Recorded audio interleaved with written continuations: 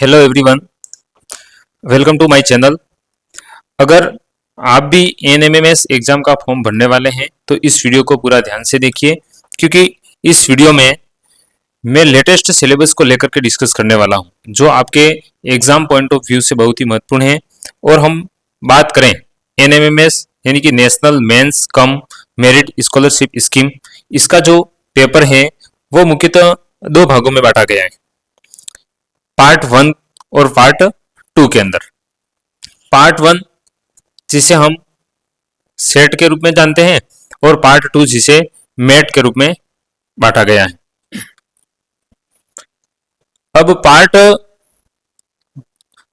1 और part 2, set का अर्थ होता है स्कॉलास्टिक एप्टीट्यूड टेस्ट यानी कि शैक्षिक योग्यता परीक्षण, और मेट यानी कि मेंटल एबिलिटी टेस्ट यानी कि मानसिक क्षमता परीक्षण।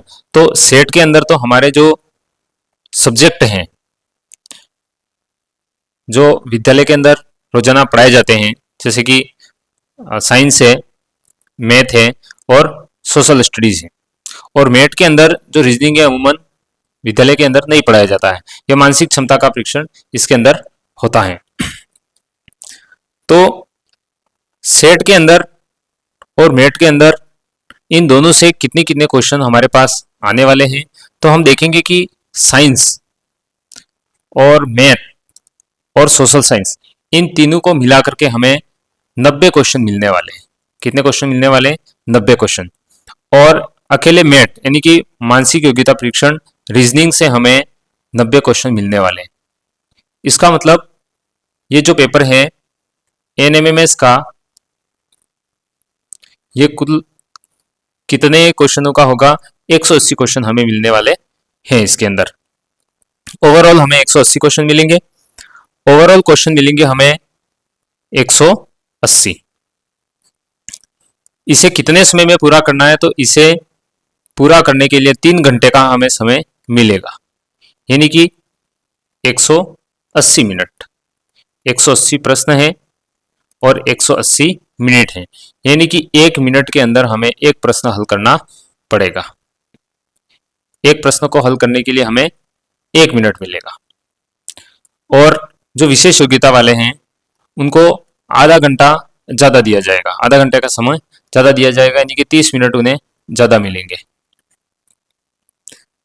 अब मिनिमम मार्क्स इस एग्जाम के अंदर कितने चाहिए? तो सामान्य वर्ग के लिए मेट और सेट दोनों के अंदर 40% नंबर लाने पड़ेंगे, और आरक्षित वर्ग जो SC ST वर्ग है इसके अंदर इसे मेट और सेट दोनों के अंदर 32% अंक लाने पड़ेंगे। यानी कि 180 में से 40% कितने हो जाएंगे?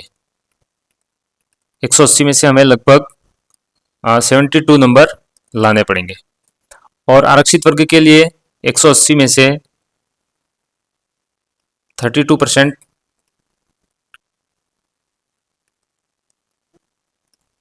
लगभग इसके अंदर 57 नंबर उन्हें 180 में से लाने पड़ेंगे। अब हम बात करने वाले हैं कि इस पार्ट 1 के अंदर और पार्ट 2 के अंदर सब्जेक्ट की बात होगी। इन सब्जेक्ट के अंदर कौन कौन से टॉपिक हैं और उन टॉपिकों में से क्या सभी टॉपिकों को लिया गया है या कुछ मुख्य मुख्य टॉपिक हैं। तो मैं आपको बताऊंगा कि पार्ट 1 सेट का जो है उसमें साइंस सब्जेक्ट के अंदर 7th क्लास के अंदर तो लिया गया है पौधों में पोषण, दूसरा पार्ट लिया गया है प्राणियों में पोषण, तीसरा पार्ट लिया गया है उष्मा, चौथा पार्ट लिया गया है अम्ल क्षार और लवण, पांचवा पार्ट लिया गया है भौतिक एवं रासायनिक परिवर्तन, और छठा पार्ट लिया गया है जीवों में श्वसन, सातवां पार्ट लिया गया है जंतु और पादपों में परिवहन, आठवां टॉपिक है हमारे पास पादप में जनन, नौवां है मृदा, और 10वां टॉपिक है विद्युत धारा और इसके प्रभाव, और 11वां अंतिम टॉपिक है 7वीं क्लास का प्रकाश लाइट। यानी कि ये जो 11 टॉपिक है वो 7th क्लास से लिए गए हैं। और 8th क्लास के अंदर पहला टॉपिक है फसल उत्पादन एवं प्रबंधन, दूसरा टॉपिक है सूक्ष्म जीव मित्र एवं शत्रु, तीसरा टॉपिक है कोयला और पेट्रोलियम, चौथा टॉपिक है दहन और ज्वाला, और पांचवा टॉपिक लिया गया पौधों एवं जंतु का संरक्षण, और छठा टॉपिक है जंतु में जनन, सातवां टॉपिक है किशोरावस्था की, और आठवां टॉपिक है बल तथा दाब, और 9वां टॉपिक है घर्षण। यानी कि इन दोनों के अंदर मिला करके कुल हमें कितने टॉपिक, 11 टॉपिक तो 7वीं क्लास के अंदर हैं और 9 टॉपिक 8वीं क्लास से लिए गए हैं, यानी कि कुल 20 टॉपिक हमें तैयार करने पड़ेंगे साइंस सब्जेक्ट के अंदर। अब हम बात करते हैं कि अगला पार्ट 1 के अंदर सब्जेक्ट है हमारा मैथ। तो 7th क्लास के अंदर कौन कौन से टॉपिक लिए गए हैं? तो पहला टॉपिक है पूर्णांक, दूसरा टॉपिक है भिन्न एवं दशमलव, तीसरा टॉपिक है आंकड़ों का प्रबंधन, चौथा टॉपिक है सरल समीकरण, पांचवा जो टॉपिक है रेखा एवं कोण, छठा टॉपिक है त्रिभुज और उसके गुण, सातवां टॉपिक है राशियों की तुलना, आठवां टॉपिक है परिमेय संख्या, नौवां टॉपिक है परिमाप और क्षेत्रफल, 11वां टॉपिक है बीजीय व्यंजक, 11वां टॉपिक है घातांक और घात, और 12वां टॉपिक है हमारा सममिति, और 13वां टॉपिक है ठोस आकारों का चित्रण। यानी कि 7वीं क्लास से कुल 13 टॉपिक लिए गए हैं। और 8वीं क्लास से पहला टॉपिक है परिमेय संख्या, दूसरा है एक चर वाले रैखिक समीकरण, तीसरा टॉपिक है चतुर्भुजों को समझना, चौथा टॉपिक है आंकड़ों का प्रबंधन, पांचवा टॉपिक है वर्ग और वर्गमूल, छठा टॉपिक है घन और घनमूल, सातवां टॉपिक है बीजीय व्यंजक एवं सर्वसमीकाएं, और आठवां टॉपिक है राशियों की तुलना। यानी कि 13 और 8 कुल टॉपिक अपने पास हो जाएंगे 21 टॉपिक। मैथ के अंदर पार्ट 1 सेट के अंदर मैथ सब्जेक्ट से कुल 21 टॉपिक हमें तैयार करने पड़ेंगे 7वीं क्लास के और 8वीं क्लास के। अगला पार्ट 1 के अंदर सब्जेक्ट है हमारा सोशल साइंस, यानी कि सामाजिक विज्ञान। तो सामाजिक विज्ञान के अंदर 3 पुस्तकें हैं, उसमें 3 भाग हैं। भाग फर्स्ट के अंदर है हमारे अतीत, इतिहास का जो पार्ट है उसमें पहला अध्याय है कैसे, कब और कहां। दूसरा टॉपिक है व्यापार से साम्राज्य तक, ईस्ट इंडिया कंपनी की जो सत्ता स्थापित होती है उसके बारे में इसमें पढ़ना है। और तीसरा टॉपिक है ग्रामीण क्षेत्र पर शासन चलाना। और चौथा टॉपिक है आदिवासी दीकू और एक स्वर्ण युग की कल्पना। और पांचवा टॉपिक है जब जनता बगावत करती है, यानी कि 1857 और उसके बाद 1857 की क्रांति और उसके बाद की चीजें हमें इसके अंदर पढ़नी है। दूसरा भाग है सामाजिक विज्ञान का संसाधन एवं विकास। इसके अंदर 3 टॉपिक लिए गए हैं, एक तो संसाधन, दूसरा लिया गया है भूमि, मृदा, जल, प्राकृतिक वनस्पति और वन्य जीवन संसाधन, और तीसरा टॉपिक है हमारा कृषि, एग्रीकल्चर से संबंधित चीजें इसके अंदर हमें तैयार करनी है। अब पार्ट 3 जो सामाजिक का पार्ट 3 है उसमें सामाजिक एवं राजनीतिक जीवन, उसके अंदर कौन कौन से पार्ट लिए गए हैं? तो भारतीय संविधान, धर्मनिरपेक्षता की समझ, तीसरा टॉपिक है संसद एवं कानूनों का निर्माण, चौथा टॉपिक है न्यायपालिका, और पांचवा टॉपिक है हाशियाकरण की समझ। और ये राजस्थान का सिलेबस है, इसीलिए राजस्थान से संबंधित इसमें चीजें पूछी गई है। 18वीं सदी का राजस्थान दूसरा टॉपिक लिया गया है, 1857 का स्वतंत्र संग्राम एवं राजस्थान, और आधुनिक राजस्थान का निर्माण, राजस्थान का एकीकरण, ये सारी चीजें इसके अंदर हमें पढ़नी है। जनसंख्या, लिंगानुपात, मृत्यु दर, जन्म मृत्यु दर, इन सारी चीजों को इसके अंदर हमें पढ़ना पड़ेगा।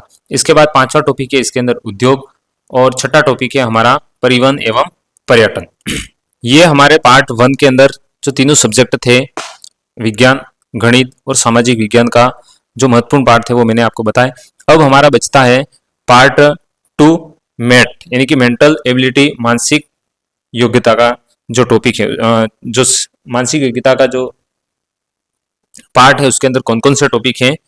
तो हम देखते हैं कि इसके अंदर 2 टाइप है, एक तो वर्बल रीजनिंग और एक होता है नॉन वर्बल रीजनिंग। वर्बल जो शाब्दिक तर्क वाली चीजें हैं उसके अंदर समानता, शब्द युग्म है, शब्द हैं, युग्म है, अंक हैं, अंग्रेजी वर्णमाला है, समानार्थक शब्द हैं, ये सब, ये पहला टॉपिक है। दूसरा टॉपिक है वर्गीकरण, शब्दों का वर्गीकरण है, अंकों का वर्गीकरण है, दूसरा टॉपिक। तीसरा टॉपिक है कोडिंग और डिकोडिंग, अंकों की और श्रृंखला के आधार पर इसमें प्रश्न पूछे जाएंगे। तीसरा है मैट्रिक, गोल एवं संख्यात्मक, चौथा टॉपिक था। और पांचवा टॉपिक है संख्यात्मक श्रृंखला, ये था वर्बल रीजनिंग का। पार्ट 2 में मैथ यानी कि मेंटल एबिलिटी टेस्ट, इसके अंदर रीजनिंग जो हमारा सब्जेक्ट है उसके भी 2 पार्ट हैं। उसमें पहला पार्ट था वर्बल रीजनिंग, दूसरा पार्ट है non verbal reasoning. Non verbal reasoning के अंदर टॉपिक है छुपा हुआ, छूटा हुआ पद, आंकड़े ज्ञात करना, इस प्रकार। सातवां टॉपिक है रक्त संबंध, हमारे जितने रिलेशन है उसके बारे में इसमें हमें पढ़ना पड़ेगा। 8वां टॉपिक है दिशा एवं ज्ञान।